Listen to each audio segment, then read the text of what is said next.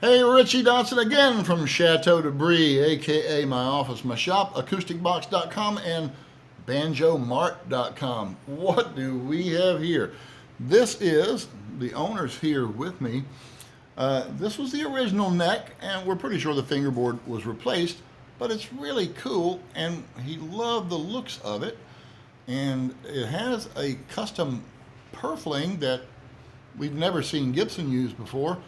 Never say never or always about Gibson. And so we reproduced it. And we got the what's commonly called the ice cream cone headstock. Sorry, the lighting is terrible, but and of course we got the hand carved. No, we don't use the CNC to shape the necks or to carve these things. The back of the headstock here. His was fairly well.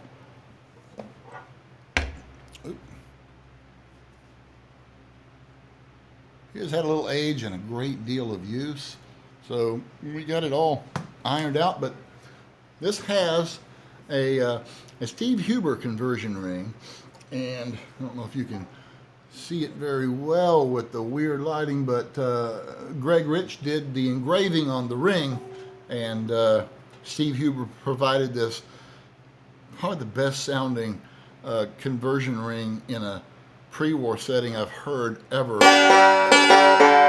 It has a ton of power.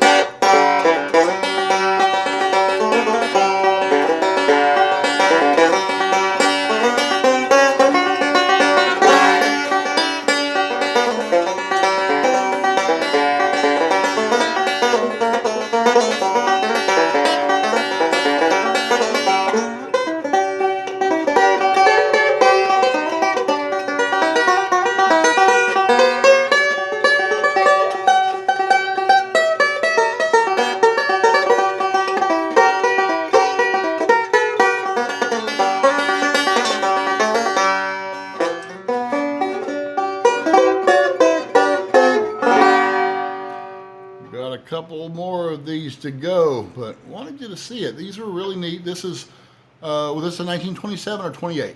28. 1928. Love these. We got a 27 to go. And I think 8 more to assemble. We're going to be busy. Thanks for watching. If you like these videos, hit the little subscribe button. Give us a like, thumbs up if you like, and hit the bell notification if you want to see some more of these rare old Gibson oddities come through. Thank you very much for watching, and have a great rest of your day.